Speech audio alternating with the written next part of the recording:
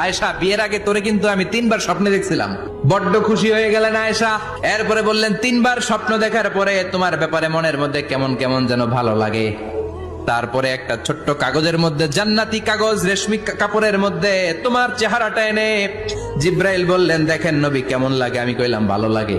কার মেয়ে? আপনার বন্ধু আবু বকরের মেয়ে। বিয়ে করবেন নাকি? বিশ্বনবী বললেন, ও জিব্রাইল, তুমি যদি ঘটক হও, আল্লাহ যদি হয় কাজী, আমি মোহাম্মদ বিয়েতে রাজি।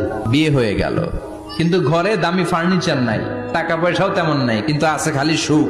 এত ভালোবাসতেন মা আয়েশাকে। মা আয়েশা গ্লাসের যেই জায়গা দিয়ে পানি খেতেন, বিশ্বনবী ওই জায়গায় মুখ লাগিয়ে পানি খেত। মা আয়েশা গোশতকে হাড্ডি ফেলে দিলে বিশ্বনবী ওই হাড্ডিটা নিয়ে চষতে শুরু করে দিত। এক বালতি থেকে পানি নিয়ে দুইজনে গোসল করত। আবার বিশ্বনবীর সাথে সাথে মাঝে মাঝে বায়না ধরতো, মাঝে মাঝে রাগও করত।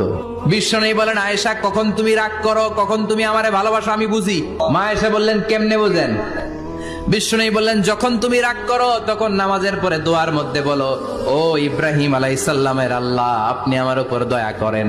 তার মানে তুমি রাগ করে আছো, আমার নাম নাও নাই। আর যখন আমার উপর খুশি থাকো, নামাজের পরে দোয়াতে বলো, মুহাম্মদ সাল্লাল্লাহু আলাইহি ওয়াসাল্লামের আল্লাহ, আপনি আমাদের উপর রহমত করেন। তার মানে খুশির সময় তুমি আমার নাম নাও, রেগে গেলে অন্য নবী দেয়া দোয়া সেরা দাও, রেগে গেলে আমার নামটা নাও না। মা আয়েশা বলে, নবী গো, আমি তো শুধু নামটাই মুখ দিয়ে নেই না, কিন্তু কলিজা থেকে তো আপনারে বাদ দিতে পারি না।